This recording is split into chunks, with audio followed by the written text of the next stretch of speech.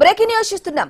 అది నిరంతరం రద్దీగా ఉండే Hyderabad to Vijayawada national highway 42 మంది ప్రయాణికులతో సాగుతున్న ఓ ప్రయాణం ఎవరికి వారు గమ్యం చేరాలనే ఆలోచనతో ఉండగా మరికొంత మంది గాఢ నిద్రలో ఉన్నారు.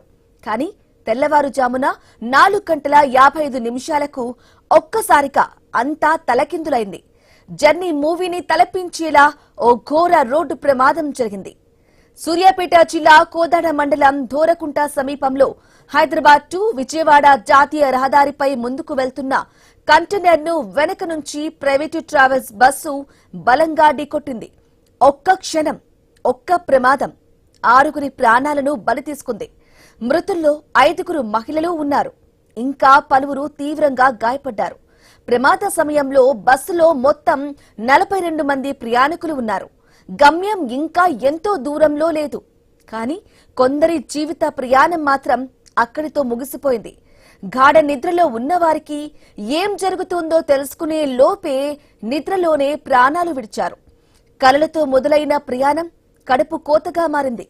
ప్రమాదం తర్వాత ఆ ప్రాంతమంతా భీతావహంగా మారింది. శతగాత్రుల ఆర్తనాదాలతో హైవే మొత్తం దద్దరిల్లింది. వెంటనే స్పందించిన పోలీసులు, స్థానికులు గాయపడిన వారిని బయటకు తీసే ప్రయత్నం చేశారు. కంటైనర్లో భారీ ఐరన్ రాడ్లు మొత్తం బస్సులోకి చేరటంతో సహాయక చర్యలకు ఆటంకం కలిగింది. ఆ కంటైనర్లో ఐరన్ రాడ్లే ప్రమాద తీవ్రతను పెంచిందని పోలీసులు ప్రాథమికంగా నిర్ధారణ చేశారు. ఆ రాడ్ల సందుల్లో క్షతగాత్రులు ఇరుక్కుపోయారు. రాడ్ల దెబ్బకు మృతదేహాలు నుచ్చునుచ్చయ్యాయి. ముఖం గుర్తుపట్టనంత స్థితికి చేరాయి. సుమారు గంటన్నర పాటు శ్రమించి క్షతగాత్రులను, మృతదేహాలను బస్సు నుంచి బయటకు తీశారు పోలీసులు. గాయపడ్డ క్షతగాత్రులను చికిత్స నిమిత్తం కోదాడ ఏరియా ఆసుపత్రికి తరలించారు.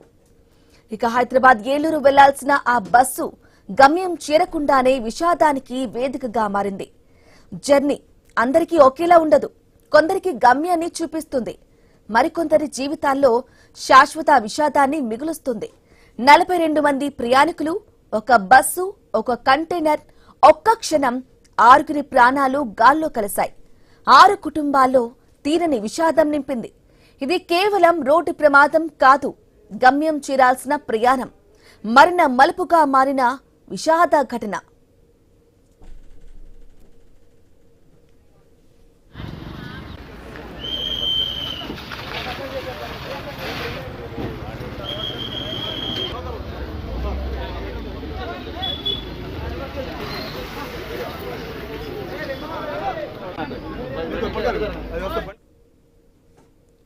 ఇక ఘటనా స్థలాన్ని ఎస్పీ నరసింహ పరిశీలించారు. బస్సు డ్రైవర్ నిద్రమత్తి ప్రమాదానికి కారణమా, లేదంటే బ్రేకులు ఫెయిల్ అయి ఉండొచ్చా అన్న కోణంలో దర్యాప్తు సాగిస్తున్నారు.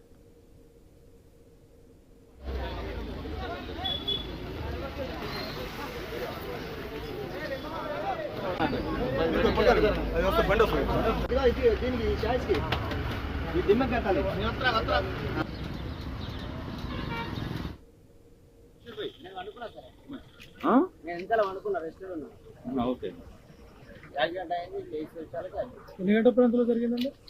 ఎన్ని గంటల ప్రాంతంలో జరిగింది? 4:45. ఎంతమంది బస్సులో? ఎట్లా జరిగింది? దేని గుద్దింది బస్సు? దేని లారీ గుద్దిందా? వెనక నుంచి ఢీ కొట్టిందా?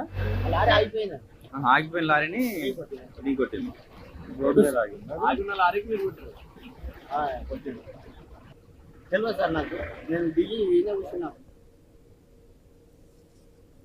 మేడ్చల్ జిల్లా